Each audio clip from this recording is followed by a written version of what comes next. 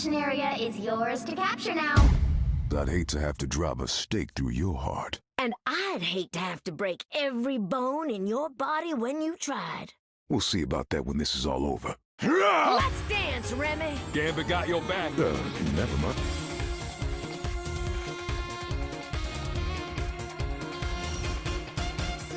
Quick primer on what team-ups are in Rivals. There are two positions, the anchor and the recipient. If they're the anchor, they're the basis of the team-up, and usually get a bonus some kind, usually being a stat upgrade. If you're a recipient, they're the one who gets a new ability to play with, or adjustment to an existing one. The way that the system works and implemented currently is completely nonsensical for a couple reasons.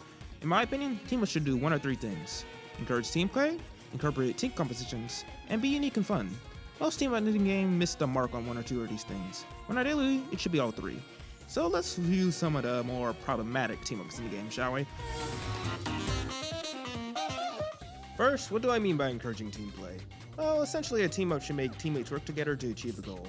Team-ups kinda act like an onboarding system for new players. When a fresh install hops on their first game, unsure what to do, and they see that their Deadpool get a buff when they choose Jeffrey the Land Shark, they're incentivized to pick him up and geared to thinking towards their team. Except, that's not how it works at all.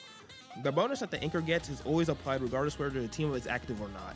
This makes the system pretty selfish, as it's a one-way street, encouraging players to have others fill around them instead of the other way around. Like a Scarlet Witch player isn't playing her to help out her team, but instead will beg for someone else to play Doctor Strange so their character can become a mid-tier. The actual design of team-ups don't help with this either, with a lot of them being set and forget it, not providing much utility outside of yourself. They've gotten better at this recently with the newer ones, with Doctor Strange being a good example. The team application of team-ups like those are nice, but they're not enough to fundamentally change your approach in using them. Like an Iron Fist isn't gonna look at his Luna get a dive and be like, I've got an idea! Please go! Ready, you're ready, a little too fast! Oh my god, ready! Right behind me, oh my god, ready! a team-up that I think is as successful in encouraging team play are Hulks and Wolverines. It actually requires a bit of effort for both parties to use Hulk to aim and Wolf to steer. Despite the Hulk technically doesn't get a bonus from using the team-up, the fact that he can use Wolf as dive partner, and Wolf being thrown enables his rapid slashes, makes it a two-way street, so one might see a Hulk or Wolverine on their team and swap to the other to get the team-up going. Same deal with the Rocket and Penny one. I find this one better since both get an actual benefit from it, although what Rocket gets is a bit boring. Secondly, team-ups should have pairings that work. If you're going to encourage people to pick a set of characters, they should at least have some synergy. They have Thing and Black Panther on the same squad, like that makes any sense. An example of a good pairing would be Hela and Namor. Both are high damage poke characters, so they have playstyles that line up a lot. Namor being an anti-dive character means that he protects Helas from supposed counters and dive, and Hela supplying Namor with an AoE anti-heal that also slows, makes them both get picks easier. This one might be a bit too good. But I don't only mean to put characters with similar playstyles on team-ups. All the team-ups in the game are just there for lore purposes, regardless of synergy. But you should use the design space to bridge that gap. Spidey and Torch has so little synergy that if you see them in your lineup, you just assume that you're cooked. They had a team-up that wasn't very good with it flipping Spider-Man, the melee hero, away from his target. But what if Johnny could help proc the Tracer by shooting Cluster or Pyro Field at the enemy? It worked pretty well as the team-up already works as AoE. And it'll help bridge the gap with Spidey's dive in and get one playstyle, with Torch's poke and crowd control one. Instead of inviting Spider-Man to get as many people in his team up for a night, and Torch to throw a shot at whoever Spidey's targeting to help secure the KO. I'm so hot for you right now. Me too! Let's also remember that team-ups aren't limited to 2 people when designing them for team comps.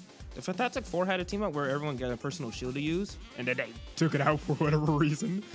Rivals seem scared of having too many team-ups on a single character for balancing reasons, which fair considering how this game is balanced. But then you got Jeffrey over here with 4 active team-ups. You can run a full team-up Jeff comp while you have Ultron over here who hasn't got a new team-up since release. Isn't a very good comp, but still. I think they should be a bit more silly than the content to use. It is marketed as a casual game after all.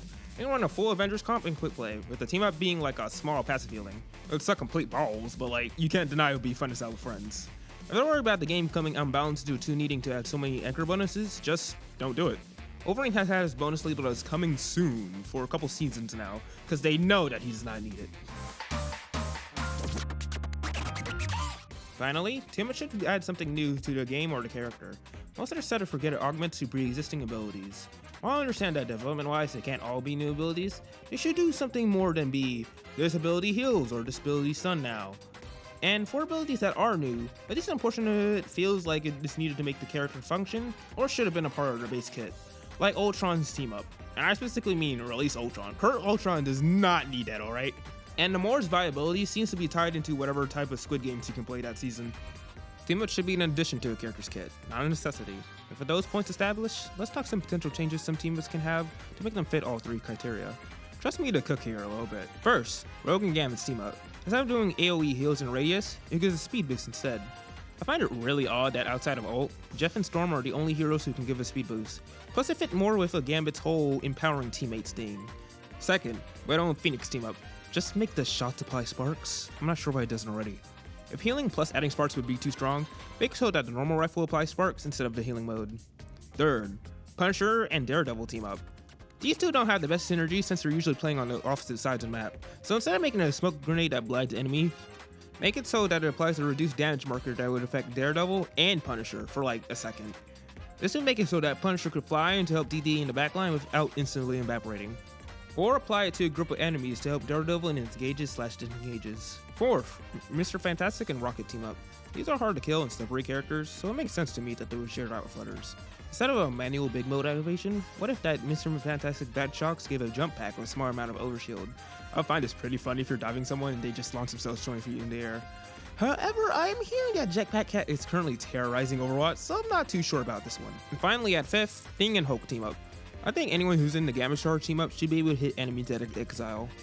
Most characters have bigger burst damage than Hulk, so Hulk stunning a low HP target so that their Thing, VP, Strange, etc. can deal the fire on a blow feels appropriate. Stay right there! Check my watch. It's almost clobbering time. I am Groot! Now what's in this game have so much potential that it feels like a waste that they're still underbaked, and it can make one wonder what Zeong even does for this game. Well, a possible explanation is that the balance team isn't a balance team. It's the we also do balance team. Apparently, Zeong and the team are in charge of designing team-ups and new game modes, on top of balancing the game. We've gotten Resource Rumble, Marvel Zombies, and 18 vs 18 in a span of 3 months. No wonder this game balance sucks, this man is overworked! NetEase needs to offload some of the duties of the team to let the game really shine. These are a group of professional game developers. I'm sure they can cook up some grand ideas for team-ups and balance when given the time to do so. But until that day comes, we'll continue to talk about and discuss the problems of team-ups.